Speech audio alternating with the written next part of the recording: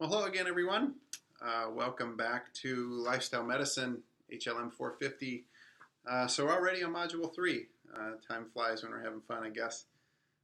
So what we did in Module 2 was just go through a bit of foundational information about lifestyle medicine in the first chapter to kind of set the table for everything. And then second chapter is talking about healthy lifestyle behaviors and a bit of the theory behind it, and as far as behavior change.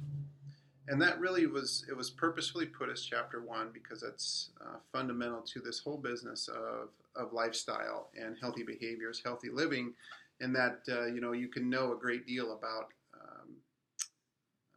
putting an exercise program together or a nutrition plan or stress management techniques. But if you don't have an understanding of what behavior change means at a person level, and to be able to help someone through that, it really doesn't help them. So it's kind of as I like to refer to it as a rate limiting step. You can't go very fast if you don't have some healthy lifestyle behavior techniques in your back pocket to use with people as you're working with them. So that's why we covered that in chapter 1. Now, as we get into or chapter 2, as we get into module 3 for this, we're getting into exercise and nutrition. So typically the two most common things people think of when they think about lifestyle medicine. What these chapters do is lay a bit of foundation as far as the importance and what the effect of the activity can do. And then that's for exercise. And then when you get to the nutrition part, one of the things that I wanted to make you aware of was in the book's a little outdated for that particular chapter. So we've got the old nutrition guidelines in the book still. So what I'm going to do is, by the time that you are able to watch this video, I'm going to email you the updated guidelines so you have those. So I would encourage you to read those along with reading the chapter. The chapter has some very good information about nutrition and what you'll be able to do. Hopefully, is be able to see the differences between the guidelines that came out in 2010 versus the guidelines that came out in 2015. If you're unfamiliar, Congress has mandated that we have nutrition guidelines come out every 5 years. So they come out on the fives, or on it's 2010, then 2015, and then of course the next one would be 2020. So they were released to the public officially in, I believe it was January or February. One of the things that I'm also going to send to you is some information also about a bit of the politics that surround the guidelines. The guidelines are approved by Congress, that are sent to Congress from the Departments of Health and Human Services and Department of Agriculture. They get the report, a draft of the report, those two departments, from a scientific expert within the community. So our nation's best experts in regards to nutrition do the advising on what the guidelines should look like.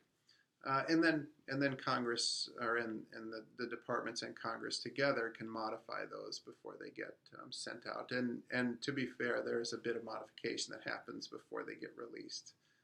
So there is some political nature to the nutrition guidelines, and it's fairly noticeable in some of the information that I'll send you. So read it from that perspective also, because it's an important thing to know. But also become familiar with the guidelines. There's a lot of great information there.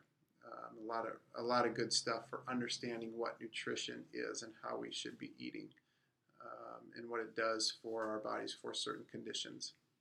The documents are relatively long, so it's something that is important as a reference for you.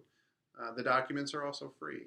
This is something that is paid for by tax dollars, so it's available for free. And so when you get the link that I send you for accessing the guidelines, it's got some good information in it in other places as well. So I encourage you to do a little exploration in that way.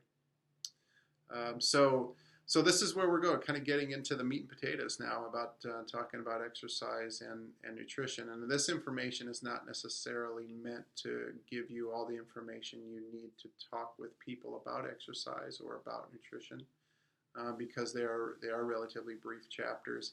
And that's why we have separate courses on both of those topics, so that you become more familiar about what exactly how to talk to people about those things. And at this point in your academic career, you perhaps have already taken those or are currently taking those at the same time of this course. So some of this is not going to be new information, but hopefully reinforcing for you.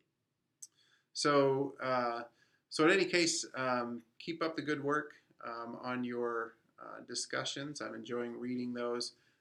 The other thing that I wanted to mention too, as we get into Module 3 here, is that to continue to work on your term paper, and that it's due by the end of Module 4. So keep that date in mind. And if you have any questions about it, certainly let me know.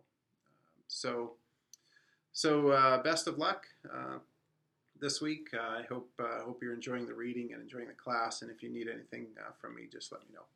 Thanks.